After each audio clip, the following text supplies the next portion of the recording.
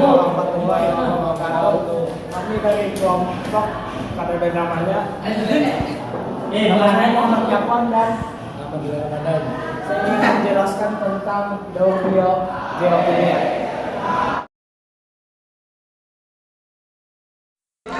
Daur air. Air berada di atmosfer dalam bentuk uap air. Air berasal dari proses penguapan di darat dan di laut karena pengaruh cahaya matahari. Uap air selanjutnya akan mengalami pengembunan menjadi awan dan akhirnya turun ke bumi dalam bentuk hujan.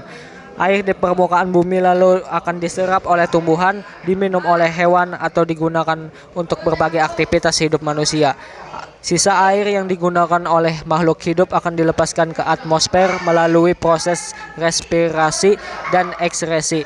Selain untuk berbagai keperluan tersebut, air hujan akan mengalir di permukaan tanah menuju sungai atau danau, meresap ke dalam lapisan tanah, lalu bermuara ke laut hingga terbentuk daur air. Selanjutnya daur oksigen. Daur oksigen yang dihasilkan oleh tumbuhan dari proses fotosintesis di atmosfer. Oksigen tersedia sangat banyak dan dalam keadaan bebas. Oksigen merupakan gas utama yang diperlukan oleh manusia, hewan, dan tumbuhan untuk melakukan proses respirasi.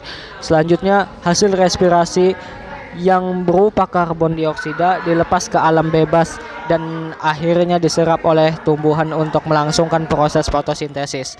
Proses fotosintesis menghasilkan oksigen yang dilepas ke udara bebas sehingga akhirnya terjadilah daur oksigen. Selanjutnya daur karbon. Karbon yang berada di alam tidak diam tetapi terus mengalami pertukaran antara satu reservoir dengan reservoir lainnya. Reservoir merupakan tempat karbon terakumulasi dengan membentuk stok karbon dan menetap selama kurun waktu tertentu. Terdapat 4 reservoir di bumi, yaitu atmosfer, hidrosfer, biosfer, dan litosfer.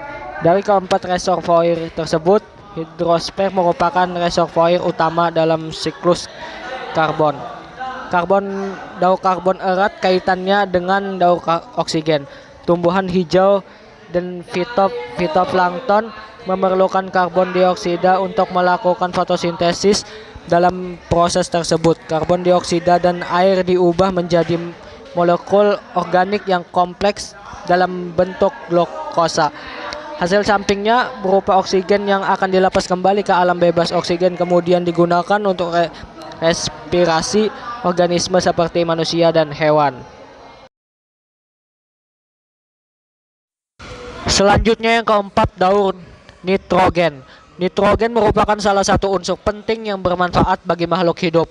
Unsur ini diperlukan dalam jumlah yang besar oleh tumbuhan, tetapi ketersediaannya di tanah cukup terbatas. Nitrogen baru dapat dimanfaatkan tumbuhan jika berbentuk ion nitrat. Unsur ini lalu berpindah ke hewan maupun tumbuhan melalui peristiwa rantai makanan. Nitrogen dapat kembali ke tanah melalui urin atau penguraian sisa organisme setelah mati oleh dekomposer dalam bentuk amonium dan amoniak. Selanjutnya amonium diubah oleh bakteri menjadi nitrit, kemudian diubah lagi menjadi nitrat. Senyawa nitrit dan nitrat juga dapat diubah oleh beberapa jenis bakteri menjadi gas nitrogen yang disebut istilah denitrifikasi. Pada akhirnya gas nitrogen dilepaskan ke atmosfer sehingga terjadilah daur nitrogen. Dan yang terakhir adalah daur fosfor. Pada umumnya unsur fosfor yang terlarut akan terbawa ke laut. Jumlahnya akan lebih banyak dibandingkan dengan yang tidak terlarut di tanah sehingga ketersediaannya menjadi tidak seimbang. Hal tersebut dikarenakan proses pengedapan fosfat di dasar laut jauh lebih cepat daripada pengambilannya ke tanah oleh ikan dan burung laut. Fosfat dikembalikan ke daratan dalam bentuk guano, yaitu senyawa yang banyak mengandung unsur fosfat, asam nukleat, dan protein.